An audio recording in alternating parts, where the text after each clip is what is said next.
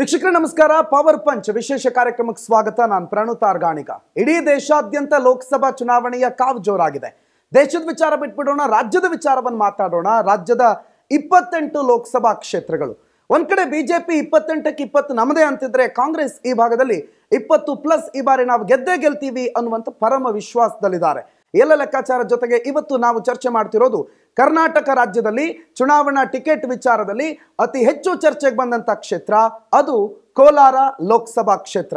ನಮ್ಮ ಜೊತೆಗಿದ್ದಾರೆ. ಇದೇ ಕೋಲಾರ ಲೋಕಸಭಾ ಕ್ಷೇತ್ರದಿಂದ ಸತತವಾಗಿ 7 ಬಾರಿ ಆಯ್ಕೆಯಾಗಿ ಕೇಂದ್ರದ ಸಚಿವರಾಗಿ ಕೆಲಸ ಮಾಡಿ ಈಗ ಸದ್ಯ ರಾಜ್ಯದ ಆಹಾರ ಖಾತೆಯ ಸಚಿವರಾಗಿರುವ KH ಮುನಿಯಪ್ಪನವರು. ಅವರನ್ನ ಮೊದಲಿಗೆ ಕಾರ್ಯಕ್ರಮಕ್ಕೆ ಸ್ವಾಗತ ಮಾಡ್ಕೋತೀನಿ. ಮುನಿಯಪ್ಪನವರೇ, ಕಾರ್ಯಕ್ರಮಕ್ಕೆ ಆತ್ಮೀಯವಾದಂಥ ಸ್ವಾಗತ ತಮಗೆ. ತಮಗೂ ನಮಸ್ಕಾರ, ಸ್ವಾಗತ. ಹೇಗಿದೆ ಮುನಿಯಪ್ಪನವರೇ ಕೋಲಾರದ ವಾತಾವರಣ? ಇಡೀ ರಾಜ್ಯದಲ್ಲೇ ಕಾಂಗ್ರೆಸ್ ಪಕ್ಷ ನಿಚ್ಚಳ ಬಹುಮತದಿಂದ ಗೆಲ್ತೇವೆ. ಒಳ್ಳೆಯ ವಾತಾವರಣ ಇದೆ. ಕಾರ್ಯಕ್ರಮಗಳನ್ನು ಕೊಟ್ಟಿದ್ದೀವಿ, ನುಡಿದಂತೆ ನಡೆದಿದ್ದೀವಿ. ಮುಖ್ಯಮಂತ್ರಿಗಳು ಸಿದ್ದರಾಮಯ್ಯನವರು, ಉಪಮುಖ್ಯಮಂತ್ರಿಗಳು DK ಶಿವಕುಮಾರ್ ಅವರು, ನಾವೆಲ್ಲ ಸೇರಿ ಮೊಟ್ಟ ಮೊದಲ ಕ್ಯಾಬಿನೆಟ್ನಲ್ಲೇ 5 ಗ್ಯಾರಂಟಿಗಳೇನು ನಾವು ಘೋಷಣೆ ಪ್ರಣಾಳಿಕೆ ಕೊಟ್ಟಿದ್ದೀವಿ ಅದನ್ನು 100 ದಿನದೊಳಗಡೆ 4 ಗ್ಯಾರಂಟಿಗಳನ್ನು ಮಾಡಿದ್ದೀವಿ. ತದನಂತರ ಯುವ ನಿಧಿ ಕಾರ್ಯಕ್ರಮವನ್ನು ಕೂಡ ಯಶಸ್ವಿಯಾಗಿ ಮಾಡಿದ್ದೀವಿ. ಆದರೆ ಮುನಿಯಪ್ಪನವರೇ, ನೀವು ಇತ್ತೀಚಿನ ಸರ್ವೆಗಳನ್ನು, ನೀವು ಮಾಧ್ಯಮಗಳ ಸರ್ವೆಗಳನ್ನು ನೀವು ಗಮನಿಸ್ತಾ ಇರಬಹುದೇನೋ.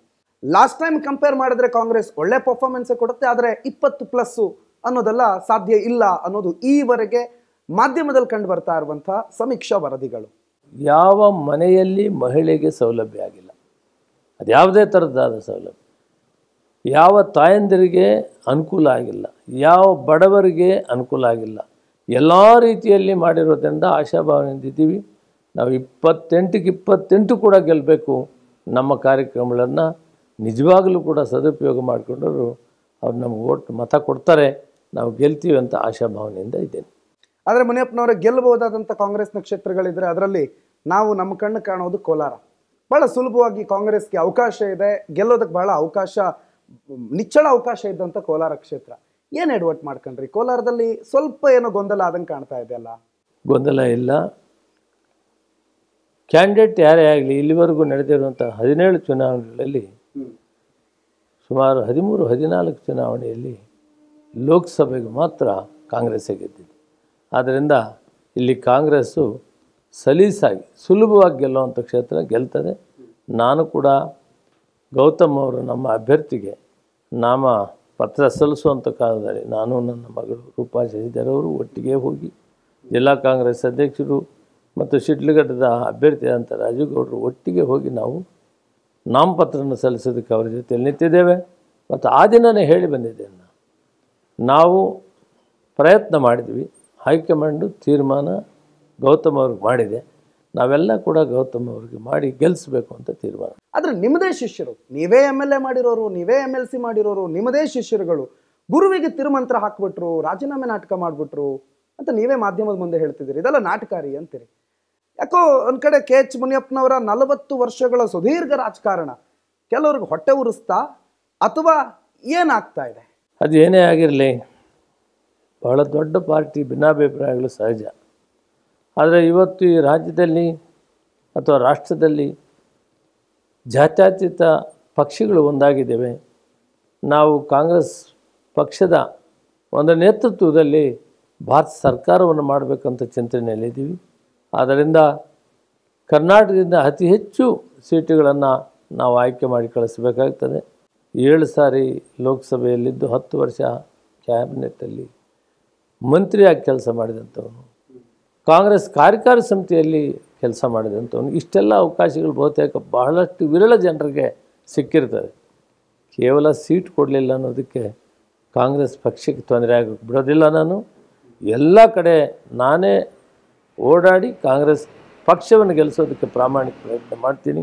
ಈಗ ನಾಳೆ ಚಾಮರಾಜನಗರ, ಮೈಸೂರು ಕಡೆ ಹೋಗ್ತಾ ಇದ್ದೀನಿ ಮತ್ತು ನೆಕ್ಸ್ಟ್ ಡೇ ತುಮಕೂರು, ಚಿತ್ರದುರ್ಗ, ಎಲ್ಲೆಲ್ಲಿ ಕರೀತಾ ಇದ್ದಾರೆ ಆ ಭಾಗದಲ್ಲೆಲ್ಲ ಹೋಗಿ ಕ್ಯಾನ್ವಾಸ್ ಮಾಡ್ತೀನಿ. ಎಲ್ಲ ಕಡೆ ಕೂಡ ಕಾಂಗ್ರೆಸ್ ಗೆಲ್ಲಬೇಕಾಗುತ್ತೆ. 2ನೇ ಫೇಸಲ್ಲಿ ಬೆಳಗಾಂ ಮತ್ತು ಗುಲ್ಬರ್ಗ ರೆವಿನ್ಯೂ ಡಿವಿಷನ್ಗೆ ಕೂಡ ಹೋಗಲಿಕ್ಕೆ ನಾನು ಯೋಚನೆ ಮಾಡಿದ್ದೀನಿ. ಪಕ್ಷ ನನಗೆ ಸಾಕಷ್ಟು ಕೊಟ್ಟಿದೆ. ರಾಜ್ಯದ ಲೆಕ್ಕಾಚಾರಕ್ಕೆ ಬಂದರೆ ಕಾಂಗ್ರೆಸ್ಗೆ ಎಡಗೈ ಕೊಡುವಂಥ ಅನಿವಾರ್ಯತೆ ಬರುತ್ತೆ. ಆದರೆ ಕೋಲಾರದ ಸ್ಥಳೀಯ ಚಿತ್ರಗಳನ್ನು ನೋಡಿದಾಗ ಇಲ್ಲ ಇಲ್ಲಿ ಬಲಗೈ ಸಮುದಾಯದವರು ಜಾಸ್ತಿ ಇದ್ದಾರೆ, ಅವ್ರಿಗೆ ಕೊಡಬೇಕು ಅನ್ನೋ ಒತ್ತಾಯ ಬರುತ್ತೆ. ನಾನು ಕಾಂಗ್ರೆಸ್ಸಿನ ಶಿಸ್ತಿನ ಸಿಪಾಯಿ. ಅವ್ರಿಗೆ ಎಡ ಕೊಡಲಿ, ಬಲ ಕೊಡಲಿ, ಬೋವಿ ಕೊಡಲಿ, ಯಾರಿಗೆ ಕೊಟ್ಟರು ಕೂಡ ಗೆಲ್ಲಿಸೋದು ನಮ್ಮ ಕರ್ತವ್ಯ. ನಾನು ಅಷ್ಟಕ್ಕೆ ಸೀಮಿತವಾಗಿದ್ದೀನಿ, ಇಂಥೋದಕ್ಕೆ ಕೊಡಬೇಕು ಅಂತೇಳಿ ನಾನು ಯಾವತ್ತೂ ಕೂಡ ಕೇಳಿಲ್ಲ. ಕಾಂಗ್ರೆಸ್ ಪಕ್ಷ ಯಾರನ್ನು ಅಭ್ಯರ್ಥಿ ಮಾಡಿದ್ರು ಕೂಡ ನಾವು ಗೆಲ್ಲಿಸೋ ಕೆಲಸ ಮಾಡ್ತೀವಿ. ನಾನು 30 ವರ್ಷ ಪಾರ್ಲಿಮೆಂಟಲ್ಲಿದ್ದೆ. ಆ ಜನರ ಆಶೀರ್ವಾದ ಅದೇನು ಬರೀ ಎಡಗೈಯವರು ಮಾಡಿರಲ್ಲ, ಬಲಗೈಯರಿದ್ದಾರೆ, ಎಲ್ಲ ವರ್ಗದ ಜನರು ಇದ್ದಾರೆ, ರೈತರಿದ್ದಾರೆ, ಅಲ್ಪಸಂಖ್ಯಾತರಿದ್ದಾರೆ. ಕೇವಲ ಒಬ್ಬರಿಂದ ಗೆಲ್ಲಕ್ಕಾಗೋದಿಲ್ಲ. ಅವರೆಲ್ಲರ ಆಶೀರ್ವಾದದಿಂದ 7 ಸಾರಿ ಗೆದ್ದಿದ್ದೇನೆ ನಾನು. ಆದ್ದರಿಂದ ಅವ್ರಿಗೆ ಯಾರಿಗೆ ಕೊಡಲಿ ಕೂಡ ನಾನು ಕರ್ತವ್ಯ ಅಂತ ತಿಳಿದು ನಾನು ಕೆಲಸ ಮಾಡ್ತೀನಿ. ಕೋಲಾರ ಕಾಂಗ್ರೆಸ್ಗೆ ಲಕ್ಕಿ ಕ್ಷೇತ್ರ. ಯಾಕಂದ್ರೆ ಕಳೆದ ಬಾರಿ ನಿಮ್ಮ ಪ್ರಜಾಧ್ವನಿ ಯಾತ್ರೆ ಅರ್ಥಾತ್ ನಿಮ್ಮ ಕಾಂಗ್ರೆಸ್ನ ಪ್ರಚಾರ ಆರಂಭ ಆಗಿದ್ದೆ ಕೋಲಾರ ಕ್ಷೇತ್ರದಲ್ಲಿ, ಕೋಲಾರ ವಿಧಾನಸಭಾ ಕ್ಷೇತ್ರದಲ್ಲಿ 136 ಮ್ಯಾಸಿವ್ ಬೆಂಬಲ ಸಿಕ್ತು. ಅದೇನೋ ಗೊತ್ತಿಲ್ಲ, ಚೆನ್ನಾಗಿದೆ ಈ ಕ್ಷೇತ್ರದಲ್ಲಿ, ನಮಗೇನೋ ಒಂದು ಪ್ಲಸ್ ಇದೆ ಅಂತ ಹೇಳಿ ಮತ್ತೆ ಅಲ್ಲಿಂದಾನೇ ಪ್ರಜಾಧ್ವನಿ ಯಾತ್ರೆಯನ್ನು ಮೊನ್ನೆ ಸ್ಟಾರ್ಟ್ ಮಾಡಿದ್ರು. ಮುಖ್ಯಮಂತ್ರಿಗಳಿದ್ರು, ಉಪಮುಖ್ಯಮಂತ್ರಿಗಳಿದ್ರು, ಆಲ್ಮೋಸ್ಟ್ ಕ್ಯಾಬಿನೆಟ್ಟೇ ಅಲ್ಲಿತ್ತು. ಆದರೆ ಕ್ಯಾಬಿನೆಟ್ನ ಆಹಾರ ಖಾತೆ ಸಚಿವರು ಮಾತ್ರ, ಮುನಿಯಪ್ಪನವರು ಮಾತ್ರ ಅಲ್ಲಿ ಕಾಣಿಸಿಲ್ಲ. ನನಗೆ ವಿಷಯ ಗೊತ್ತಿರಲಿಲ್ಲ. ಇಲ್ಲಿ ಕಾರ್ಯಕ್ರಮ ಫಿಕ್ಸ್ ಮಾಡಿದ್ದೆ, ಅಷ್ಟು ಬಿಟ್ಟರೆ ಬೇರೆ ಏನಿಲ್ಲ. ನಾನು ಹೋಗಿ ಮೊದಲೇ ಹೇಳಿ ಬಂದಿದ್ದೀನಿ ಕಾಂಗ್ರೆಸ್ ಗೆಲ್ಲಿಸ್ಬೇಕು ಅಂತ. ನಾಮಿನೇಷನ್ ಫೈಲ್ ಮಾಡೋಕ್ಕೆ ಹೋಗಿದ್ದೀನಿ. ನಾಳೆ ಮತ್ತೆ ಈ 2 ದಿನ ಕಾರ್ಯಕ್ರಮಗಳಾದ ಮೇಲೆ ಮತ್ತೆ ನಾನು ಯಾವಾಗ ಕರೆದ್ರೆ ಅವಾಗ ಹೋಗ್ತೀನಿ. ಅದಕ್ಕಾಗಿ ನಾನು ಬೇರೆ ಯೋಚನೆ ಮಾಡೋದಿಲ್ಲ. ಕಾಂಗ್ರೆಸ್ ಗೆಲ್ಲೇಬೇಕು. ನನ್ನ ಸಂಪೂರ್ಣ ಬೆಂಬಲ ಕೇವಲ ಕೋಲಾರ ಅಲ್ಲ, ಚಿಕ್ಕಬಳ್ಳಾಪುರ ಅಲ್ಲ, ಎಲ್ಲ ಕಡೆ ಕೂಡ ಇದೆ. ನನ್ನ ಎಲ್ಲ ಸಮುದಾಯಗಳನ್ನು ಕೂಡ ನಾನು ಮನವಿ ಮಾಡ್ತೀನಿ. ಇದೊಂದು ಜಾತ್ಯತೀತ ಪಕ್ಷ. ಇಲ್ಲಿವರೆಗೂ ಕಾಂಗ್ರೆಸ್ ಪಕ್ಷ ಸ್ವತಂತ್ರ ಬಂದಾಗಿನಿಂದ ಈ ಸಮುದಾಯಗಳಿಗೆ, ಬಡವರಿಗೆ, ಶೋಷಿತ ವರ್ಗಕ್ಕೆ ಸಹಾಯ ಮಾಡ್ಕೊಂಬಂದಿದೆ. ಅವ್ರ ಜೊತೆಯಲ್ಲಿ ನಿಲ್ಲಬೇಕು ಅನ್ನೋದನ್ನು ನಾನು ಎಲ್ಲ ಜಿಲ್ಲೆಗಳಲ್ಲಿ ಹೋಗಿ ಹೇಳ್ತೇನೆ. ಮುನಿಯಪ್ಪನವರೇ, ನಿಮ್ಮದೇ ನಾಯಕರುಗಳು, ಸ್ವತಃ ಮುಖ್ಯಮಂತ್ರಿಗಳು ಬೇರೆ ಬೇರೆ ಕ್ಷೇತ್ರಗಳಲ್ಲಿ, ಅದರ ಮೈಸೂರು ಚಾಮರಾಜನಗರ ಲೋಕಸಭಾ ಕ್ಷೇತ್ರದಲ್ಲಿ ನಿಂತ್ಕೊಂಡು 60,000 ಲೀಡ್ ಕೊಡಬೇಕು, ಕೊಡದೇ ಇದ್ದರೆ ನನಗೆ ಕಷ್ಟ ಆಗುತ್ತೆ, ನನ್ನನ್ನು ನೀವು ಒಂದು ವೇಳೆ ಲೀಡ್ ಕೊಟ್ಟು ಈ ಅಭ್ಯರ್ಥಿನ ಗೆಲ್ಸಿದ್ರೆ ನನ್ನ ಯಾರೂ ಟಚ್ ಮಾಡೋಕ್ಕಾಗಲ್ಲ, ನಿಮಗೆ ಸಿದ್ದರಾಮಯ್ಯ ಬೇಕೋ ಬೇಡವೋ ಅನ್ನೋ ಒಂದು ಪ್ರಶ್ನೆ ಕೇಳೋ ಹಂತಕ್ಕೆ ಬಂದಿದ್ದಾರೆ ಅಂತಂದರೆ, ನಾವೆಲ್ಲ ಮಾತಾಡ್ತಿದ್ವಲ್ಲ ಮಾಧ್ಯಮದವ್ರು ಇಷ್ಟು ದಿನ, ಇಲೆಕ್ಷನ್ ಆದಮೇಲೆ ಮುಖ್ಯಮಂತ್ರಿ ಬದಲಾವಣೆ ಅಂತೆ, 2.5 ವರ್ಷ ಆದಮೇಲೆ ಮತ್ತೊಂದು ಕ್ಯಾಬಿನೆಟ್ ರೀಶಫಲ್ ಅಂತೆ, ಅಲ್ಲಿ ಸಂಪೂರ್ಣವಾಗಿ ರಾಜ್ಯದ ನಾಯಕತ್ವ ಬದಲಾವಣೆ ಅಂತೆ, ಎಲ್ಲ ಅಂತೆ ಕಂತೆಗಳು, ಊಹಾಪೋಹಗಳಿಗೆ ಮಾನ್ಯ ಮುಖ್ಯಮಂತ್ರಿಗಳೇ ಪುಷ್ಟಿ ಕೊಟ್ಟಂಗೆ ಆಯಿತು. ಹೌದಾ, ಲೋಕಸಭೆ ಆದಮೇಲೆ ಕಾಂಗ್ರೆಸ್ಸು ಇಡೀ ರಾಜ್ಯದಲ್ಲಿ ಸಂಪೂರ್ಣ ಬದಲಾವಣೆ ಆಗುತ್ತೆ, ಇನ್ಕ್ಲೂಡಿಂಗ್ ಮುಖ್ಯಮಂತ್ರಿ ಅಂತೆ? ಇಲ್ಲ, ಮುಖ್ಯಮಂತ್ರಿ ಬದಲಾಗೋದಿಲ್ಲ, ಯಥಾಸ್ಥಿತಿ ನಡೀತದೆ. ನಾವು ಗೆಲ್ತೀವಿ. ಆ ಭಾವನೆ ಬರೋ ಅವಶ್ಯಕತೆಯೇ ಇಲ್ಲ. ಸಚಿವರುಗಳ ಸ್ಪರ್ಧೆ ಮಾಡಬೇಕು, ರಾಜ್ಯದಲ್ಲಿ 20+ ಸ್ಥಾನಗಳನ್ನು ಗೆಲ್ಲಬೇಕು ಅಂತಂದ್ರೆ ಹೈಕಮಾಂಡ್ ಒಂದು ಸೂಚನೆ ಕೊಡುತ್ತೆ. ಸಚಿವರುಗಳು ಹೇಳ್ತಾರೆ, ಇಲ್ಲ ನಾವು ಸ್ಪರ್ಧೆ ಮಾಡಲ್ಲ, ನಾವು ಹೇಳಿದ ಅಭ್ಯರ್ಥಿಗೆ ಅವಕಾಶ ಮಾಡಿಕೊಡಿ, ನಾವು ಗೆಲ್ಲಿಸ್ಕೊಂಡು ಬರ್ತೀವಿ ಅಂತ ಹೇಳ್ತಾರೆ. ಆಗ ಹೈಕಮಾಂಡ್ ಹೇಳುತ್ತೆ, ಆಯಿತು, ನೀವು ಒಂದು ವೇಳೆ ಗೆಲ್ಲಿಸ್ಕೊಂಡು ಬರದೇ ಇದ್ರೆ ನಿಮ್ಮ ಸ್ಥಾನಕ್ಕೆ ಕುತ್ತು ಬರುತ್ತೆ, ನೀವು ಸ್ಥಾನದಿಂದ ಇಳಿಯೋ ಸಮಯ ಬಂದರೂ ನೀವು ಅದಕ್ಕೆ ಸಿದ್ಧರಾಗಿರಬೇಕು ಅಂತ ಹೇಳುತ್ತೆ. ಎಲ್ಲ ಒಂದು ಕಡೆ ಆ ತೂಗುಗತಿಯಿಂದ KH ಮುನಿಯಪ್ಪನವರು ಪಾರಾದ್ರ ಬದಲಾವಣೆ ಆದ ಅಭ್ಯರ್ಥಿಯಿಂದ? ಇಲ್ಲ, ಈಗ ಆ ಮಾತು ಹೇಳಿಲ್ಲ ಹೈಕಮಾಂಡ್ನವರು. ನಿಮ್ಮ ಜವಾಬ್ದಾರಿ ಅಂತ ಹೇಳಿದ್ದಾರೆ. ಅವರೇ ಸ್ವತಃ ಅಭ್ಯರ್ಥಿಗಳಾಗಲಿ, ಮತ್ತು ಅವ್ರು ಯಾರು ಪ್ರಪೋಸ್ ಮಾಡ್ತಾರೆ ಅವ್ರ ಅಭ್ಯರ್ಥಿಗಳಾದರೂ ಕೂಡ ಅಲ್ಟಿಮೇಟ್ ಜವಾಬ್ದಾರಿ ಮಂತ್ರಿಗಳದ್ದೇ ಇರ್ತದೆ. ಅವರು ಖಂಡಿತ ಮಾಡ್ತಾರೆ, ಗೆಲ್ಸ್ಕೊಂಬರ್ತಾರೆ. ಇದೇ ನಿಮ್ಮದೇ ಶಾಸಕರೊಬ್ಬರು, ನೀವು ಈ ಸಲ ಕಾಂಗ್ರೆಸ್ಗೆ ಬೆಂಬಲ ಕೊಟ್ಟಿಲ್ಲ ಅಂತಂದರೆ ಗ್ಯಾರಂಟಿಗಳನ್ನೆಲ್ಲ ಸ್ಟಾಪ್ ಮಾಡಬೇಕಾಗತ್ತೆ, ಗ್ಯಾರಂಟಿಗಳನ್ನು ನಾವು ಹೆಂಗೆ ಕಂಟಿನ್ಯೂ ಮಾಡೋಕ್ಕಾಗುತ್ತೆ ನೀವು BJPಗೆ ಮತ ಕೊಟ್ಟರೆ ಅನ್ನೋ ರೀತಿಯಲ್ಲಿ ಮಾತಾಡ್ತಾರೆ. ಗ್ಯಾರಂಟಿಗಳಿಗೂ ಕೂಡ ಲೋಕಸಭೆ ಎಲೆಕ್ಷನ್ನೇ ಎಕ್ಸ್ಪೈರಿ ಡೇಟಾ? ಅದು ಅವರ ವೈಯಕ್ತಿಕ ಅಭಿಪ್ರಾಯ. ನನ್ನ ಮಟ್ಟಿಗೆ ಹೇಳೋದಾದರೆ, ಒಂದು ಸಾರಿ ಚುನಾವಣೆ ಪ್ರಣಾಳಿಕೆಯಲ್ಲಿ ಘೋಷಣೆ ಮಾಡಿದರೆ ನಾವು ಆ ಕಾರ್ಯಕ್ರಮಗಳು ಏನಿದೆ ಅವನ್ನು 5 ವರ್ಷ ನಮ್ಮ ಅವಧಿ ಇರೋ ತನಕ ಆ ಕಾರ್ಯಕ್ರಮಗಳು ನಡೀತವೆ. ಅದಕ್ಕೆ ಸಾಕಷ್ಟು ಹಣ ಮಾನ್ಯ ಮುಖ್ಯಮಂತ್ರಿಗಳು ಒದಗಿಸಿದ್ದಾರೆ. ಯಾವ ಥರವಾದಂಥ ತಾಪತ್ರ ಇಲ್ಲ. ಜೊತೆಗೆ ಅಭಿವೃದ್ಧಿಗೂ ಕೂಡ 2024-25 ಸಾಕಷ್ಟು ಹಣವನ್ನು ಒದಗಿಸಿದ್ದಾರೆ. ಒಂದು ಕಡೆ ಅಭಿವೃದ್ಧಿ ಕೆಲಸಗಳು ಆಗ್ತವೆ, ಒಂದು ಕಡೆ ಗ್ಯಾರಂಟಿಗಳು ಕಾರ್ಯಕ್ರಮ ಯಶಸ್ವಿಯಾಗಿ 5 ವರ್ಷ ನಡೀತವೆ. ಅನ್ನಭಾಗ್ಯ ಯೋಜನೆ 10 kg ಅಕ್ಕಿ ಕೊಡಬೇಕು ಅಂತ ಸ್ವಲ್ಪ ತೊಂದರೆ ಆಯಿತು. ಆರಂಭದಲ್ಲಿ ನಿಮಗೆ ಕೇಂದ್ರ ಅಕ್ಕಿ ಕೊಡಲ್ಲ ಅಂತಂತೂ ನೀವು ಸ್ವಲ್ಪ ತಿಂಗಳ ಮಟ್ಟಿಗೆ ಹಣ ಕೊಡ್ತೀವಿ ಅಂತಂದ್ರಿ. ಈ ರಾಜ್ಯದ 5 ಗ್ಯಾರಂಟಿಗಳನ್ನು ನಂಬ್ಕೊಂಡು ಕೇಂದ್ರದಲ್ಲಿ 5x5 ಒಟ್ಟು 25 ಗ್ಯಾರಂಟಿಗಳನ್ನು ಕೊಟ್ಟಿದ್ದೀರಿ. ಆದರೆ ರಾಜ್ಯದಲ್ಲೇ ನೀವು ಹೇಳಿರೋ ಅನ್ನಭಾಗ್ಯದ 5 kg ಅಕ್ಕಿಯ 1 kg ಅಕ್ಕಿಯನ್ನು ಕೂಡ ಇವತ್ತಿಗೂ ಕಾಂಗ್ರೆಸ್ ಸರ್ಕಾರ ಮನೆಗೆ ತಲುಪಿಸೋದಕ್ಕಾಗಿಲ್ಲ, ದುಡ್ಡೇ ಕೊಡ್ತಾ ಇದ್ದೀರಿ. ಅಕ್ಕಿ ನಾವು ಉತ್ಪಾದನೆ ಮಾಡಲ್ಲ, ಬೆಳೆಯಲ್ಲ. ನಾವು ಅಕ್ಕಿ ಬೆಳೆಯೋದು ಛತ್ತೀಸ್ಗಢ, ತೆಲಂಗಾಣ, ಹರಿಯಾಣ, ಪಂಜಾಬ್. ನಾನು PS ಗೋಯಲ್ ಅವರ ಆಹಾರ ಸಚಿವರಿದ್ದರು. ಅವ್ರ ಹತ್ರ ಕೂಡ ಹೋಗಿ ನಾನು 2-3 ಸಾರಿ ಕೇಳಿದೆ. ಅವರು ಅಕ್ಕಿ ಕೊಡಲಿಲ್ಲ, ಅದರಲ್ಲಿ ಮಾತ್ರ ರಾಜಕಾರಣ ಮಾಡಿದರು. ಆಮೇಲೆ ಏನಾಯಿತು, ಅಕ್ಕಿ ಸ್ಟಾಕ್ ಜಾಸ್ತಿ ಆಯಿತು. ಎಷ್ಟು ರೂಪಾಯಿಗೆ ಮಾಡಿದ್ರು ಗೊತ್ತಾ? ಲಕ್ಷಾಂತರ ಟನ್ನನ್ನು ಎಲ್ಲಿ ಉತ್ಪಾದನೆ ಆಗ್ತದೆ ಅದನ್ನು ತಗೊಳ್ಳೋದೇ ಸರ್ಕಾರದ ಜವಾಬ್ದಾರಿ. ಸುಮಾರು 10 ಲಕ್ಷ ಮೆಟ್ರಿಕ್ ಟನ್ಗಿಂತ ಜಾಸ್ತಿ ಅಕ್ಕಿಯನ್ನು ಸ್ಟಾಕ್ ಮಾಡಿದರು. ಮತ್ತು ಅದನ್ನು ವಿತರಣೆ ಮಾಡಬೇಕಾಗಿ ಬಂದಾಗ 19 ರೂಪಾಯಿ ಕೊಟ್ಬಿಟ್ರು. ಪ್ರಕ್ಯೂರ್ ಮಾಡಿದ್ದೇನಕ್ಕೆ 38, 39, 40 ರೂಪಾಯಿಗೆ ಒಂದೊಂದು ರಾಜ್ಯದಲ್ಲಿ ಏರ್ಪೇರಿದೆ. ಅಂದರೆ 100% ಅಂದರೆ 40 ರೂಪಾಯಿಗೆ ಪ್ರಕ್ಯೂರ್ ಮಾಡಿ 20 ರೂಪಾಯಿ 19ಕ್ಕೆ ಮಾರಿ 20 ರೂಪಾಯಿ ಸರ್ಕಾರಕ್ಕೆ ಲಾಸನ್ನು ಮಾಡಿದ್ದಾರೆ. ರಾಜಕೀಯವಾಗಿ BJP ಪಕ್ಷ ಅಧಿಕಾರಕ್ಕೆ ಬರಬೇಕಂತ 19 ರೂಪಾಯಿ ಕೊಟ್ಟರು. ಆ ಕಮಿಷನ್ ತಗೊಳ್ಳೋರು ಅದನ್ನೆಲ್ಲ ರೆಡಿ ಮಾಡಿ ಕೊಡೋನಿಗೆ ಏಜೆಂಟ್ಗೆ 10 ರೂಪಾಯಿ ಅಂದರೆ 29 ರೂಪಾಯಿಗೆ ಅವ್ನು ಸೇಲ್ ಮಾಡೋನಿಗೆ ಏಜೆಂಟ್ಗೆ 19 ರೂಪಾಯಿ ಕೊಟ್ಬಿಟ್ರು. ಅಂದರೆ ಸರ್ಕಾರಕ್ಕೆ 19 ರೂಪಾಯಿ, ಇನ್ನು 20 ರೂಪಾಯಿ 1 kgಗೆ 10 ಲಕ್ಷ ಟನ್ನಿಗೆ ಎಷ್ಟು ಲಾಸ್ ಆಗ್ತದೆ ಯೋಚನೆ ಮಾಡಿ. ಇದೆಲ್ಲ ಕೂಡ BJP ಸರ್ಕಾರ ರಾಜಕೀಯವಾಗಿ ಮಾಡಿ ನಾವು ದುಡ್ಡು ಕೊಡ್ತೀವಿ ಅಂದರೆ ಕೊಡಲಿಲ್ಲ. ಆಮೇಲೆ ಬಜಾರ್ನಲ್ಲಿ ಮಾರಕ್ಕೆ ಹೋದರು, ಅಲ್ಲಿ ಮಾರೋಕ್ಕಾಗಲಿಲ್ಲ. ಕಡೆಗೆ ಇವತ್ತು 19 ರೂಪಾಯಿಗೆ ಹೋಗ್ತಾಯಿದೆ. ಅದು ಕೂಡ ಸರಿಯಾಗಿ ಸಮರ್ಪಕವಾಗಿ ವಿತರಣೆ ಆಗ್ತಾಯಿಲ್ಲ. ಇದು ರಾಜಕೀಯವಾದಂಥ ತೀರ್ಮಾನ ಮಾಡಿದ್ದಾರೆ ಅವರು. ಇದರಿಂದ ದೇಶಕ್ಕೆ ಕೋಟ್ಯಾಂತರ ರೂಪಾಯಿ ಲಾಸ್ ಮಾಡಿದ್ದಾರೆ. ಆದ್ದರಿಂದ ಇವತ್ತು ಜನಕ್ಕೆ ಅರ್ಥ ಆಗಿದೆ. ಈಗ ನರೇಂದ್ರ ಮೋದಿ ಅವರು ಹಿಂದುತ್ವ ಅಂತಾರೆ, ರಾಮ ಮಂದಿರ ಅಂತಾರೆ, ಅಬೋಲಿಷನ್ ಆಫ್ 370 ಅಂತಾರೆ, ನಾವು CAA ತಂದ್ವಿ ಅಂತಾರೆ. ಅವರು ಮುಂದೆ ಹಲವು ವಿಚಾರಗಳಿದೆ ಮತಗಳನ್ನು ಕೇಳೋದಕ್ಕೆ. ಕಾಂಗ್ರೆಸ್, ಅದರಲ್ಲೂ ರಾಜ್ಯ ಕಾಂಗ್ರೆಸ್ ಸ್ಥಳೀಯ ಇಶ್ಯೂಗಳನ್ನು ಎತ್ತಿದ್ದೀರಿ ನೀವು. ಲೋಕಲ್ ಇಸ್ ಮೋರ್ ಯೂನಿವರ್ಸಲ್ ಅನ್ನೋ ಕಾನ್ಸೆಪ್ಟ್ ಜೊತೆಗೆ ಜನರನ್ನ ತಲುಪೋ ಪ್ರಯತ್ನಕ್ಕೆ ಬಂದಿದ್ದೀರಿ. ಬರ ಪರಿಹಾರದ ವಿಚಾರದಲ್ಲಿ ಆರಂಭಿಕ ಮುನ್ನಡೆ ಕೂಡ ನಿಮಗೆ ನಿನ್ನೆ ಸಿಕ್ಕಿದೆ. ಬರ ಪರಿಹಾರದ ವಿಚಾರದಲ್ಲಿ ನಡೀತಾ ಇರುವಂಥ ರಾಜಕೀಯಕ್ಕೆ ನಿಮ್ಮ ಅಭಿಪ್ರಾಯ ಏನು? 72,000 ಕೋಟಿ ಸಾಲ ಮನ್ನಾ ಮಾಡಿದ್ರು ರೈತರಿಗೆ. ಇವರು ಯಾವುದಾದ್ರೂ ಒಂದಂಥ ಕಾರ್ಯಕ್ರಮ ಮಾಡಿದರೆ 10 ವರ್ಷದಲ್ಲಿ? 2 ಕೋಟಿ ಮಕ್ಕಳಿಗೆ ಕೆಲಸ ಕೊಡ್ತೀವಿ ಅಂದರು. 10 ವರ್ಷ ಆಯಿತು. 20 ಕೋಟಿ ಜನರಿಗೆ ಈ ಭಾರತ ದೇಶದಲ್ಲಿ ಕೆಲಸ ಕೊಡ್ತೀವಿ ಅಂಥೇಳಿ ಬಾಕಿ ಇದ್ದಾರೆ. 15 ಲಕ್ಷ ರೂಪಾಯಿ ನಾವು ನಿಮ್ಮ ಜೋಬಲ್ಲಿ ಹಾಕ್ತೀವಿ ಅಂದರು. 15 ಲಕ್ಷ 15 ಜನ ದೊಡ್ಡ ಉದ್ಯಮಗಳು ಜೋಬಲ್ಲಿ ಕಾಸು ಹಾಕಿದರು. ಇದು ಇವರು ದೇಶದಲ್ಲಿ ಮಾಡಿರೋ ಕೆಲಸ. ಇದು ಜನಕ್ಕೆ ಗೊತ್ತಿದೆ. ಬರ ಪರಿಹಾರದ ಬಗ್ಗೆ ತಾವು ಮಾತಾಡಿದೆ ನಿಜ. ಕರ್ನಾಟಕ ರಾಜ್ಯ 4 ಲಕ್ಷ ಮೇಲ್ಪಟ್ಟು 4 ಲಕ್ಷ ಕೋಟಿಗೂ ಮೇಲ್ಪಟ್ಟು GST ತೆರಿಗೆಯನ್ನು ಕಟ್ತಾ ಇದ್ವಿ. ಆ ತೆರಿಗೆಯಲ್ಲಿ ನಮಗೆ ಕೊಡಬೇಕಾಗಿರೋ ಪಾಲನ್ನು ಕೊಡಲಿಲ್ಲ. ಅದಕ್ಕಿಂತ ಮುಖ್ಯವಾದಂಥ ವಿಷಯ ಏನಂದರೆ, ಯಾವುದೇ ಒಂದು ರಾಜ್ಯದಲ್ಲಿ ಇದು ಅತಿವೃಷ್ಟಿ ಅನಾವೃಷ್ಟಿ ಆದರೆ ಕೇಂದ್ರ ಸರ್ಕಾರದ ಜವಾಬ್ದಾರಿ ಇದೆ, ಡಿಸಾಸ್ಟರ್ ಮ್ಯಾನೇಜ್ಮೆಂಟ್ ಇದೆ. ಅದು ಗೃಹ ಸಚಿವರು ಕೆಳಗಡೆ ಬರ್ತದೆ. ಅವರು ತಕ್ಷಣ ಇನ್ಸ್ಪೆಕ್ಷನ್ ಮಾಡಿ ಆ ದೇಶಕ್ಕೆ ವಿಶೇಷವಾದಂಥ ಹಣವನ್ನು ಕೊಟ್ಟು ಅಲ್ಲಿನ ಜನನ ರಕ್ಷಣೆ ಮಾಡಬೇಕು. ಅವರಿಗೆ ದವಸಧಾನ್ಯಗಳನ್ನ ಕೊಡಬೇಕು. ಏನೇನು ಅಲ್ಲಿ ಕಷ್ಟಗಳಿದೆ ಅದು ಪರಿಹಾರ ಮಾಡಬೇಕು. ಉದಾಹರಣೆಗೆ UPA ಸರ್ಕಾರ ಇದ್ದಾಗ ಒರಿಸ್ಸಾನಲ್ಲಿ ದೊಡ್ಡ ಪ್ರವಾಹ ಆಯಿತು, ಅತಿವೃಷ್ಟಿ ಆಯಿತು. ಸನ್ಮಾನ್ಯ ಪ್ರಧಾನಮಂತ್ರಿಗಳಾಗಿದ್ದಂಥ ಮನಮೋಹನ್ ಸಿಂಗ್ ಅವರು ಸ್ಪಾಟ್ಗೆ ಹೋಗಿ ಅಲ್ಲೇ ಆ ಮುಖ್ಯಮಂತ್ರಿನ ಇಟ್ಕೊಂಡು, ಅದು ಕಾಂಗ್ರೆಸ್ ಪಕ್ಷದ ಮುಖ್ಯಮಂತ್ರಿ ಅಲ್ಲ, ನವೀನ್ ಪಟ್ನಾಯಕ್ ಅವರು BJP ಸಂಪರ್ಕ ಅವರ ಅಲಿಯನ್ಸರು 1,500 ಕೋಟಿ ರೂಪಾಯಿ ಅಲ್ಲಿ ಮಂಜೂರು ಮಾಡಿದರು. ಕರ್ನಾಟಕದಲ್ಲಿ ಅಂಥದ್ದೇ ಒಂದು ಸಂದರ್ಭ ಬಂತು. ಇಲ್ಲೇ ಬಂದರು ಮನಮೋಹನ್ ಸಿಂಗ್ ಅವರು ಕೂಡ ಇಲ್ಲೇ ಹಣವನ್ನು ಮಂಜೂರು ಮಾಡಿದ್ದಂಥದ್ದು ನಿಮ್ಮ ಗಮನಕ್ಕೆ ತರ್ತೀನಿ. ರಾಜ್ಯಗಳನ್ನು ತಾರತಮ್ಯ ಭಾರತ ಸರ್ಕಾರ ಕಾಂಗ್ರೆಸ್ ನಡೆಸಿದಾಗ ಯಾವತ್ತೂ ಕೂಡ ನಡ್ಕೊಂಡಿಲ್ಲ. ಇವತ್ತು ಕುಡಿಯೋ ನೀರಿಗೆ ತೊಂದರೆ ಇದೆ. ಇಂಥ ಸಂದರ್ಭದಲ್ಲಿ ಕಾನೂನುಬದ್ಧವಾಗಿ ಕೊಡುವಂಥದ್ರನ್ನ ಕೊಡಲಿಲ್ಲ. ತಾವೆಲ್ಲ ನೋಡಿದ್ದೀರಿ, ಸುಪ್ರೀಂ ಕೋರ್ಟ್ಗೆ ಹೋಗಿದ್ದೀವಿ. ಕೃಷ್ಣ ಬೈರೇಗೌಡರು ನಿನ್ನೆ ಪ್ರಸ್ತಾಪ ಮಾಡಿದ್ದಾರೆ, ರೆವಿನ್ಯೂ ಮಂತ್ರಿಗಳು.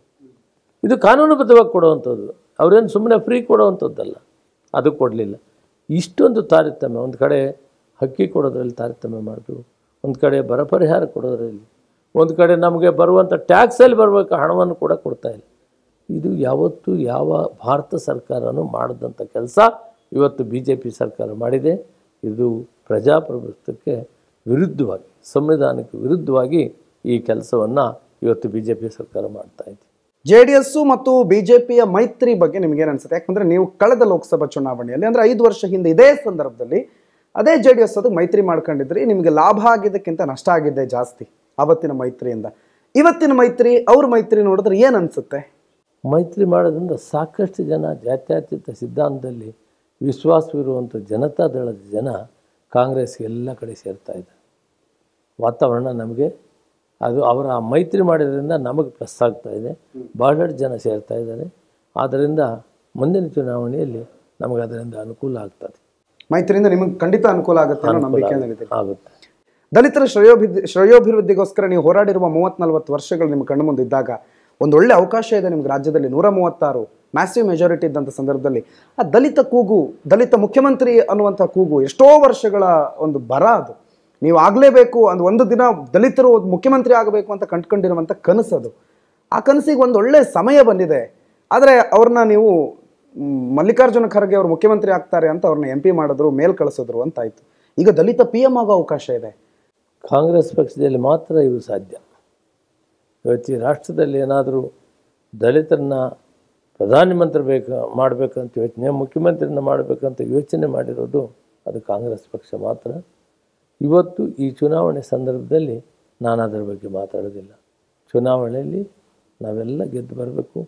ಪಾರ್ಲಿಮೆಂಟು ಜಾತ್ಯತೀತ ಪಕ್ಷಗಳು ಇಂಡಿಯಾ ಕಾರ್ಯಕ್ರಮ ಏನು ಕೊಟ್ಟಿದ್ದೀವಿ, ಎಲ್ಲ ಸಿದ್ಧಾಂತಗಳು, ಈ ಕಾರ್ಯಕ್ರಮಗಳು ಕೂಡ ಇವತ್ತು ರಾಹುಲ್ ಗಾಂಧಿಯವರು, ನಮ್ಮ ಮಲ್ಲಿಕಾರ್ಜುನ ಖರ್ಗೆ ಅವರು ಮತ್ತು ಸೋನಿಯಾ ಗಾಂಧಿಯವರು ಒಂದು ಕಾರ್ಯಕ್ರಮಗಳನ್ನು ಮ್ಯಾನಿಫೆಸ್ಟೋ ಕೊಟ್ಟಿದ್ದೀರಿ. ನಿಜವಾಗಲೂ ಕೂಡ ಇದು ಯಾವತ್ತೂ ಇಂತಹ ಕಾರ್ಯಕ್ರಮಗಳನ್ನು ಘೋಷಣೆ ಮಾಡಿಲ್ಲ. ಪ್ರಣಾಳಿಕೆ ಬಹಳ ಅತ್ಯುತ್ತಮವಾದಂಥ ಪ್ರಣಾಳಿಕೆಯನ್ನು ಕೊಟ್ಟಿದ್ದಾರೆ. ಆ ಮುಖಾಂತರ ನಾವು ಆಶಾಭಾವನೆ ಹೊಂದಿದ್ದೀವಿ. ರಾಷ್ಟ್ರಮಟ್ಟದಲ್ಲಿ ಕೂಡ ಈ ಜಾತ್ಯತೀತ ಪಕ್ಷಗಳ ಒಕ್ಕೂಟ ಸರ್ಕಾರ ಮಾಡ್ತೀವಿ ಅನ್ನೋ ಭರವಸೆ ನನಗಿದೆ. ಈಗ ಒಂದು ವೇಳೆ ಕಾಂಗ್ರೆಸ್ಸೇ ಅಧಿಕಾರಕ್ಕೆ ಬಂತು, ಕಂಪ್ಲೀಟಾಗಿ ಕಾಂಗ್ರೆಸ್ಗೆ ಜನಬೆಂಬಲ ಬಂತು, ರಾಜ್ಯದಲ್ಲಿ ಹಿಂಗಾಯಿತು ಹಂಗಾಯಿತು ಅಂತ ಇಟ್ಕೊಳ್ಳಿ, ಕೇಂದ್ರದಲ್ಲಿ ಕಾಂಗ್ರೆಸ್ ಸಿಂಗಲ್ ಲಾರ್ಜೆಸ್ಟ್ ಪಾರ್ಟಿ ಆಯಿತು ಅಂತ ಇಟ್ಕೊಳ್ಳಿ, ಯಾರು ನಿಮ್ಮ ಪ್ರಧಾನಮಂತ್ರಿ? ರಾಹುಲ್ ಗಾಂಧಿ ಅವರ, ಮಲ್ಲಿಕಾರ್ಜುನ ಖರ್ಗೆ ಅವರ? ಅದು ಅವರೇ ತೀರ್ಮಾನ ಮಾಡೋರು ಅಲ್ಲೇ ಇದ್ದಾರೆ, ಅವರೇ ತೀರ್ಮಾನ. ರಾಜ್ಯದ ನಾಯಕರ ಜೊತೆಗಿನ ಒಡನಾಟಕ್ಕಿಂತ ಹೈಕಮಾಂಡ್ ಒಡನಾಟ ಜಾಸ್ತಿ ನಿಮಗೆ. ಕೇಂದ್ರದ ಕಾಂಗ್ರೆಸ್ ನಾಯಕರುಗಳು ನಿಮ್ಗೆ ಬಹಳ ಆತ್ಮೀಯರು. ಖರ್ಗೆ ಅವರನ್ನು ಮಾಡಿದ್ರು ಸಂತೋಷ, ರಾಹುಲ್ ಗಾಂಧಿ ಅವರನ್ನು ಮಾಡಿದ್ರು ಸಂತೋಷ. ಅವರು ಆ ಮಟ್ಟದಲ್ಲಿದ್ದಾರೆ. ಎಲ್ಲ ಅರ್ಹತೆಗಳು ಖರ್ಗೆ ಅವರಿಗಿದೆ. ಓದ್ಯಾಕೆ ಇಷ್ಟು ಸಾರಿ ಗೆದ್ದು ಹೋಗಿರುವಂಥವರು ಈ ಭಾರತದಲ್ಲಿ ಬಾಬು ಜಗಜೀವನ್ ರಾಮ್ ಬಿಟ್ಟರೆ ಎರಡನೇವರು ಅವರೇ. 9 ಸಾರಿ ಇಲ್ಲಿ ಗೆದ್ದಿದ್ದಾರೆ, ಅಲ್ಲೇ 2 ಸಾರಿ ಗೆದ್ದಿದ್ದಾರೆ. ಅದು ಬಿಟ್ಟರೆ ಈ ಭಾರತ ದೇಶದಲ್ಲಿ ಶೆಡ್ಯೂಲ್ ಕ್ಯಾಸ್ಟಲ್ಲಿ 7 ಸಾರಿ ಗೆದ್ದಿರೋ MP ಯಾರನ್ನು ಇದ್ದಾರೆ ಅಂದರೆ ಅದು ನಾನೇ ಇದ್ದೀನಿ. ಆದರೆ ಅವರು ಅತ್ಯಂತ ಹಿರಿಯರಿದ್ದಾರೆ. ಅವ್ರನ್ನ ರಾಷ್ಟ್ರದ ಅಧ್ಯಕ್ಷರು ಮಾಡಿದ್ದಾರೆ. ಕಾಂಗ್ರೆಸ್ ಪಾರ್ಟಿ ಅವ್ರನ್ನ ಮಾಡೋದಾದರೆ ಹೃದಯಪೂರ್ವಕವಾಗಿ ಸ್ವಾಗತ ಮಾಡ್ತೀನಿ. ಆದರೆ ಅದು ಹೈಕಮಾಂಡ್ ತೀರ್ಮಾನ ಮಾಡೋದು. ರಾಹುಲ್ ಗಾಂಧಿಯವರ ಜವಾಬ್ದಾರಿ ತಗೊಂತೇನೆ, ಅದಕ್ಕೂ ಕೂಡ ನಮ್ಮದು ಸಂತೋಷ ಇದೆ. ಅದು ಆ ಮಟ್ಟದಲ್ಲಿ ಅವ್ರ ತೀರ್ಮಾನ. ಆದರೆ ದಲಿತರು ಏನಾದರೂ ಈ ರಾಷ್ಟ್ರದಲ್ಲಿ ಒಂದು ಜವಾಬ್ದಾರಿ ತೆಗೆದುಕೊಳ್ಬೇಕಾದ್ರೆ ಅದು ಕಾಂಗ್ರೆಸ್ ಪಾರ್ಟಿ ಮಾತ್ರ ಮಾಡಲಿಕ್ಕೆ ಸಾಧ್ಯವಿದೆ, ಮಾಡ್ತದೆ ಅಂತ ಆಶಾಭಾವನೆಯಿಂದ ಇದೆ. ನೀವು ಕೇಂದ್ರದಲ್ಲಿ ಒಂದು ಪ್ರಣಾಳಿಕೆ ಕೊಟ್ಟಿದ್ದೀರಿ, ನಾವು ಜಾತಿ ಜನಗಣತಿಯನ್ನು ಮಾಡ್ತೀವಿ ಅಂತ. ರಾಜ್ಯದಲ್ಲಿ ಜಾತಿ ಜನಗಣತಿ ಮಾಡಾಗಿದೆ, ವರದಿಯನ್ನು ಸ್ವೀಕಾರ ಮಾಡಾಗಿದೆ ಮೊನ್ನೆ ಮಾನ್ಯ ಮುಖ್ಯಮಂತ್ರಿಗಳು. ಈ ಜಾತಿ ಜನಗಣತಿಯ ವಿಚಾರದಲ್ಲಿ ಮುನಿಯಪ್ಪನವರ ಮನಸ್ಸು ಹೇಗಿದೆ, ಅವರ ಅಭಿಪ್ರಾಯ ಏನು? ಬಾಬಾ ಸಾಹೇಬ್ ಅಂಬೇಡ್ಕರ್ ಏನು ಹೇಳ್ತಾರೆ? ಎ ಸಿಟಿಸನ್ ಆಫ್ ಇಂಡಿಯಾ, ಭಾರತದ ಪ್ರಜೆ, ಅವನು ಯಾವುದೇ ಜಾತಿ ಉಪಜಾತಿ ಆಗಲಿ, ಹಿಂದುಳಿದವರಾಗಲಿ, ಮೇಲ್ಜಾತಿಯವರಾಗಲಿ, ಪ್ರತಿ ಪ್ರಜೆಗೂ ಕೂಡ ಸಾಮಾಜಿಕವಾಗಿ, ಶೈಕ್ಷಣಿಕ, ಆರ್ಥಿಕ ಸಮಾನತೆಯನ್ನು ಕಂಡುಕೊಳ್ಳೋದೇ ಸಂವಿಧಾನ. ಇದರಲ್ಲಿ ನಾನು ಅದಕ್ಕೆ ಬೇರೆ ಬೇರೆ ವ್ಯಾಖ್ಯಾನ ಮಾಡೋಕ್ಕೆ ಇಷ್ಟ ಇಲ್ಲ. ಬಟ್ಟು ಇದನ್ನು ಮಾಡೋದರಿಂದ ಯಾವುದೇ ಅಂದರೆ ಮೆಜಾರಿಟಿ ಸಮುದಾಯಗಳಾಗಲಿ, ಒಕ್ಕಲಿಗ ಸಮುದಾಯ ಆಗಲಿ, ಲಿಂಗಾಯತ್ ಸಮುದಾಯ ಆಗಲಿ, ಅವನ್ನೆಲ್ಲ ವಿಶ್ವಾಸ ತಗೊಂಡು ಮನವರಿಕೆ ಮಾಡಬೇಕು. ಇಲ್ಲಿ ಮಾಡೋದ್ರಿಂದ ನಿಮಗೇನು ತೊಂದರೆ ಆಗ್ತಾ ಇಲ್ಲ, ಇದು ಯಾರು ಶೋಷಿತಗಳಿದ್ದಾರೆ ಎಲ್ಲ ವರ್ಗದಲ್ಲಿ ಅವ್ರಿಗೆ ನ್ಯಾಯ ಕೊಡುವಂಥದ್ದನ್ನು ಮಾಡ್ತಾಯಿದ್ವಿ ಬಿಟ್ಟರೆ ಬೇರೆ ಏನೂ ಇಲ್ಲ ಅಂತ ಒತ್ತಿಗೆ ಅವ್ರನ್ನೂ ವಿಶ್ವಾಸ ತಗೊಂಡು ಇದನ್ನು ಮಾಡುವಂಥ ಚಿಂತನೆ ಒಳ್ಳೆಯದಾಗುತ್ತೆ. SC ST ಇವತ್ತು 25% ದೇಶದಲ್ಲಿ ಇದ್ದಾರೆ. ಆದರೆ ರಾಜಕೀಯವಾಗಿ ಆ ಸಂದರ್ಭ ಅನುಸಾರ ಆ ಆಯ್ಕೆ ಆದಂಥವ್ರು ಮಾಡೋ ತೀರ್ಮಾನಗಳ ಮೇಲೆ ಮಂತ್ರಿಗಳು ಮುಖ್ಯಮಂತ್ರಿಗಳಾಗ್ತಾರೆ ಬಿಟ್ಟರೆ ಒಂದು ಜಾತಿ ಆಧಾರದ ಮೇಲೆ ಆಗೋಕ್ಕೆ ಸಾಧ್ಯವಿಲ್ಲ. ನಮ್ಮ ಸಾಕಷ್ಟು ಕಡೆ ಮುಖ್ಯಮಂತ್ರಿಗಳನ್ನು ಕಾಂಗ್ರೆಸ್ ಮಾಡಿತ್ತು. ಜಗನ್ನಾಥ್ ಪಹಡಿ ಅಂತ ರಾಜಸ್ಥಾನದಲ್ಲಿ ಮಾಡಿದರು, ಮೊನ್ನೆ ಪಂಜಾಬ್ನಲ್ಲಿ ಚಿನ್ನೆಯನ್ನು ಮಾಡಿದರು. ಇಂಥ ಸಂದರ್ಭಗಳು ಸಾಕಷ್ಟು ನಿದರ್ಶನಗಳು ನಮಗಿದೆ. ಆದ್ದರಿಂದ ಸಂದರ್ಭಾನುಸಾರ ಬಹಳ ಮುಖ್ಯವಾಗಿದ್ದು ಈಗ ಲೋಕಸಭಾ ಚುನಾವಣೆ ತೀರ್ಮಾನಗಳು ಮಾಡೋದು ಪಾರ್ಲಿಮೆಂಟ್ ಸದಸ್ಯರು ಮಾಡಬೇಕಾಗ್ತದೆ, ವಿಧಾನಸಭೆ ಸದಸ್ಯರು ಮಾಡಬೇಕಾಗ್ತದೆ. ಅದರಲ್ಲಿ ಪ್ರಯಾರಿಟಿ ಕೊಡ್ತಾ ಇರೋದು ಕಾಂಗ್ರೆಸ್ ಪಾರ್ಟಿ. ಇವತ್ತು ಈಗ ಡೆಪ್ಟಿ ಚೀಫ್ ಮಿನಿಸ್ಟರ್ ಮಾಡಿದರು, ಪರಮೇಶ್ವರನ್ನು PCC ಅಧ್ಯಕ್ಷರು ಮಾಡಿದರು, ಖರ್ಗೆ ಅವ್ರನ್ನ PCC ಅಧ್ಯಕ್ಷರು ಮಾಡಿದರು, ರಾಷ್ಟ್ರದ ಅಧ್ಯಕ್ಷರು ಮಾಡಿದ್ದಾರೆ. ಯಾವ ಪಾರ್ಟಿಯಲ್ಲಿ ಮಾಡಿದ್ದಾರೆ ಹೇಳಿ ನೀವು? ಆದ್ದರಿಂದ ಈ ಪಾರ್ಟಿಯಲ್ಲಿ ಮಾತ್ರ ಇವೆಲ್ಲ ಸಾಧ್ಯವಿದೆ. ಮುಂದೆ ಏನಾಗಬೇಕಾದ್ರೂ ಈ ಪಾರ್ಟಿಯಿಂದನೇ ಆಗ್ತದೆ. ಮುನಿಯಪ್ಪನವರೇ, ನಾನು ಲೋಕಸಭಾ ಚುನಾವಣೆಯನ್ನು ಸ್ವಲ್ಪ ವಿಮುಖ ಆಗಿ ಈ ಹಿಂದೆ ನಡೆದಂಥ ಚುನಾವಣೆ ಅದರಲ್ಲಿ ಕಾಂಗ್ರೆಸ್ ಅಧಿಕಾರಕ್ಕೆ ಬಂದು ಈಗ 10 ತಿಂಗಳ ಅಧಿಕಾರ ಮುಗಿಸಿದೆ. ಈ 10 ತಿಂಗಳ ಕಾಂಗ್ರೆಸ್ನ ಸಿದ್ದರಾಮಯ್ಯನವರ ಅಧಿಕಾರ ನಿಮ್ಗೆ ಎಷ್ಟು ತೃಪ್ತಿ ಕೊಟ್ಟಿದೆ? ಏನೇನು ಆಗಬೇಕು ಅಂತ ಅಂದ್ಕೊಂಡಿದ್ರೆ ಅದೆಲ್ಲ ಆಗಿದೆಯಾ 10 ತಿಂಗಳಲ್ಲಿ? ಬಹುತೇಕ ನೀವು ಕಾಣದಂಥ ಕೆಲಸ ಆಗಿದೆ. ಸ್ವತಂತ್ರ ಭಾರತದಲ್ಲಿ ಅವರ ಒಂದು ಬುದ್ಧಿವಂತಿಕೆಯಿಂದ 14ನೇ ಬಡ್ಜೆಟನ್ನು ಪ್ರೆಸೆಂಟ್ ಮಾಡುವಂಥ ಕಾಲದಲ್ಲಿ ಇಡೀ ದೇಶ ಏನಪ್ಪ ಈ ಗ್ಯಾರಂಟಿಗಳಿಗೆ ದುಡ್ಡೆಲ್ಲಿ ತರ್ತಾರೆ ಅನ್ನೋವಂಥ ವಾತಾವರಣ ಇದ್ದಂತಾಗ ಬಹಳ ಸರಳವಾಗಿ ಸುಲಲಿತವಾಗಿ 39,000 ಕೋಟಿ ರೂಪಾಯಿ ನಾನು ಖರ್ಚು ಮಾಡ್ತಾಯಿದ್ದೀನಿ. 24-25ಕ್ಕೆ ಮತ್ತೆ ನಾನು 59,000 ಖರ್ಚು ಮಾಡೋಕ್ಕಿದ್ದೇನೆ ಮತ್ತು ಅಭಿವೃದ್ಧಿಗೂ ಕೂಡ ನಾನು ದುಡ್ಡು ಕೊಡೋಕ್ಕೆ ತಯಾರಿದ್ದೀನಿ ಅಂತ ಬಡ್ಜೆಟ್ನಲ್ಲಿ ಹೋಗಿದಾಗ ಎಲ್ರಿಗೂ ಆಶ್ಚರ್ಯ ಆಯಿತು. ತನ್ನದೇ ಆದ ಅನುಭವದ ಜೊತೆಗೆ ಕಮಿಟ್ಮೆಂಟ್, ನುಡಿದಂತೆ ನಡೀತೀವಿ ಅನ್ನೋ ಕಮಿಟ್ಮೆಂಟ್ನ ಸಿದ್ದರಾಮಯ್ಯನವರು ಮತ್ತು DK ಶಿವಕುಮಾರ್ ಮಾಡಿದ್ದಾರೆ. ಅದು ಯಶಸ್ವಿಯಾಗಿ ಜನರಿಗೆ ಸ್ಪಂದನೆ ಆಗಿದೆ, ರೀಚ್ ಆಗಿದೆ. ನಾವು ಹೋಪ್ಫುಲ್ ಆಗಿದ್ದೀವಿ. ಅವರೆಲ್ಲ ನಮಗೆ ಆಶೀರ್ವಾದ ಮಾಡ್ತಾರೆ. ದೂರದಲ್ಲಿ ಕೂತ್ಕೊಂಡು ನೋಡಿದಾಗ ಕಾಂಗ್ರೆಸ್ಸಲ್ಲಿ ನಮಗೆ 2 ಬಣ ಕಾಣ್ತಿದೆ, ಅಥವಾ 2 ಬಾಗಲಾಗಿ ಕಾಣ್ತಾ ಇದೆ, ಅಥವಾ ಮುಖ್ಯಮಂತ್ರಿ ಸ್ಥಾನಕ್ಕೊಂದು ಪೈಪೋಟಿ ಈಗಲೇ ಕಾಣ್ತಾ ಇದೆ. ಕಾಂಗ್ರೆಸ್ಸಲ್ಲಿ ರಾಜ್ಯ ಕಾಂಗ್ರೆಸ್ನಲ್ಲಿ 2 ಬಣ ಇದೆ. ಅದು ಯಾರ ಹೆಸರು ಹೇಳೋದಿಲ್ಲ, ಒಪ್ಕೋತೀರಾ ನೀವು?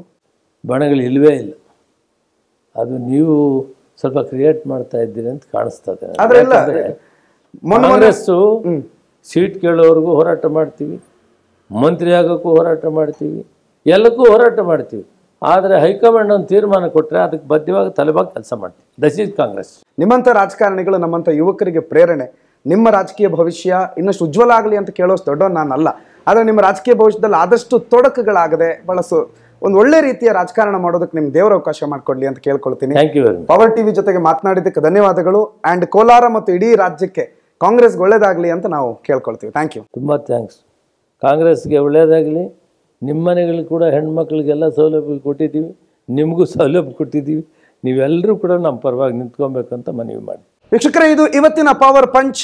ಮಿನಿಸ್ಟರ್ ಮುನಿಯಪ್ಪನವರು ನಮ್ಮ ಜೊತೆಗೆ ಮಾತನಾಡಿದ್ರು. ನಾಳೆ ಮತ್ತೊಬ್ಬ ರಾಜಕಾರಣಿ ಜೊತೆಗೆ ಮತ್ತೆ ನಿಮ್ಮ ಮುಂದೆ ಬರ್ತೀನಿ. ಅಲ್ಲಿವರೆಗೂ ನೋಡ್ತಾ ಇರಿ ಪವರ್ ಟಿವಿ. ಇದು ನಿಮ್ಮ ಶಕ್ತಿ.